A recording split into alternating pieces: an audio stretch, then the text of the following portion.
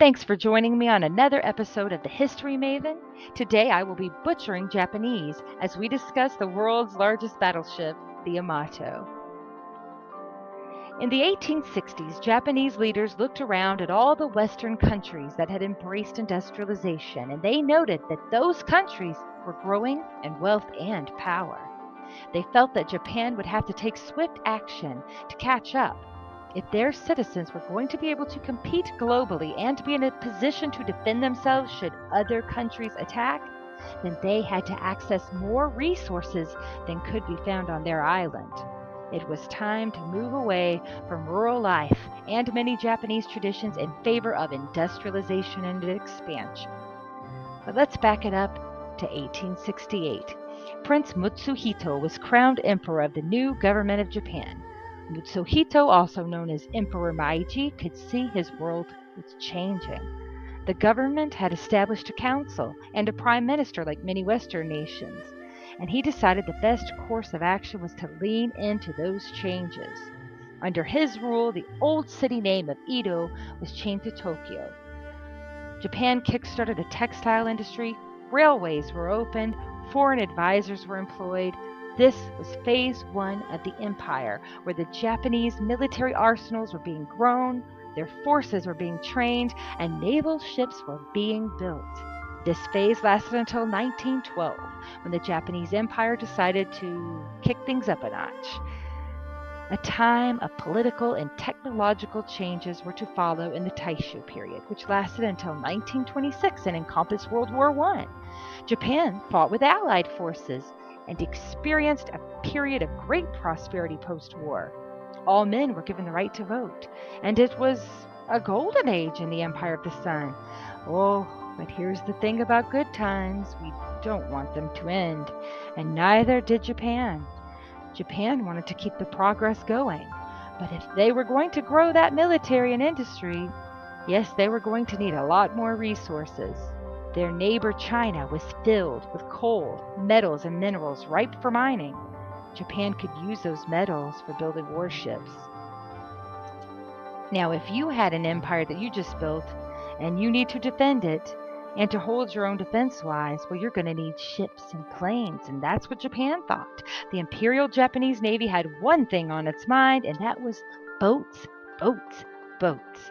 So during the Showa period, Japan set its sights on those precious resources in China and Southeast Asia. If someone tried to come and rob your homeland of valuable raw materials, such as the case of what was happening to China, were you going to say, "Hey, come help yourself"?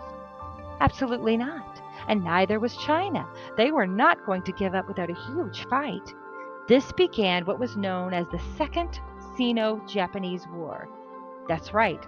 Japan had tried the same tactics back in the late 1800s, and China was not having it. Japan stormed the capital city of Nanjing in 1937, committing terrible war crimes for 6 weeks until the capital was at last captured. This was the year the Imperial Japanese Navy adopted the idea of Kontekessen, or decisive battle action. It was the principle that one winning move by sea could win a whole war. And what would they need for this action? A monster battleship, of course. They began plans on the Yamato in 1937. It was the biggest battleship to have ever been made. It was so big it broke with global treaties limiting the size of a ship and the number of weapons it could carry. But Japan no longer cared about honoring these treaties. So how big was the Yamato? It was 70,000 tons. Just for reference, that's the weight of 700,000 large adult males. It was 863 feet long. That's roughly the size of a football field. This warship was packed with heavy, heavy artillery. The power grab did not end with the invasion of China. In 1940, Japan allied itself with Nazi Germany and Italy to form the Axis alliance. Long gone were the days of the liberal leaders of Japan who just wanted to improve the country. The country was now deeply in the throes of ultra-militarism. It would be another year before the Yamato, Japan's secret naval weapon, would be ready for deployment, but that didn't stop Japanese forces from doing something that would launch World War II, the attack of U.S. forces stationed and Pearl Harbor and Honolulu. Now there was full-out war between the Axis and the Allies, and in 1941, the largest battleship the world has ever seen was ready to launch upon that world from the Kure Naval Base. The Yamato served as a flagship in a few missions, but the ship only delivered artillery fire to enemies once. That was in 1944, where it sunk the American carrier Gambier Bay and the destroyer Johnston before it took torpedo fire and had to return to port for repairs. But its biggest mission was planned in Operation Tengo. The Yamato in Operation Tengo was going to send sailors out who would not be returning.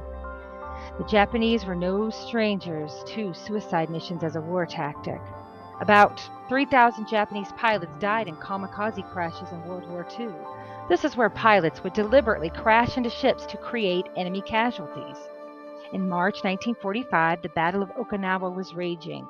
The U.S. Army and U.S. Marine forces were delivering unrelenting naval amphibious attacks on Japanese forces. The number of American ships was overpowering for the Japanese. They responded with kamikaze attack after kamikaze attack. The Japanese commanders knew it was time to send in the Yamato and put an end to the battle.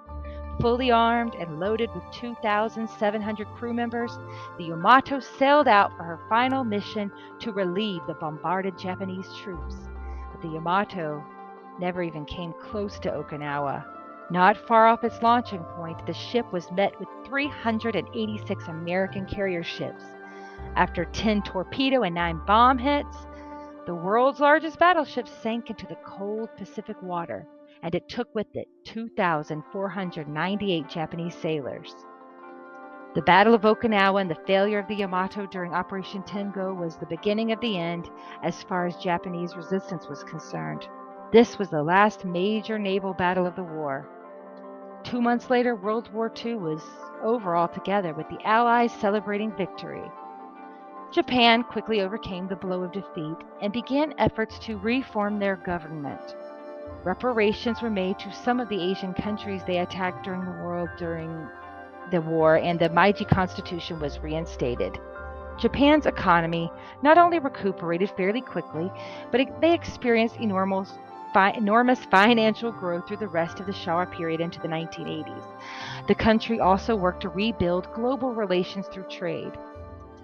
In 2015, Prime Minister Shinzo apologized for Japan's involvement in World War II. But let's close on a few notes on the Yamato. The Yamato was a class of battleship. Yamato was the largest of 3 vessels that were made under this class. A carrier, Shinano, was also built, and another battleship roughly the same size as Yamato, the Musashi. Yamato had more guns and therefore is considered the larger of the 2. The Musashi was sunk in 1944, 1 year before the Yamato. Currently, the largest battleship in the world is the U.S. Navy's USS Zumwalt, which is 14,564 long tons. The world will likely never see a ship the size of the Yamato again. But if you want to see a replica, you can visit the Naval Museum at Kure, which has a 1/10 scale replica of the Yamato ship. Now, I want to thank you for sticking around to the bitter end. You are absolutely awesome. Now, if you have any topics you'd like me to cover in a future episode, please leave a comment. I am addicted to research. I spend hours of my life on it. I love sharing it with you. So let me know what I can do for you. Have a great day. Thanks for sticking around.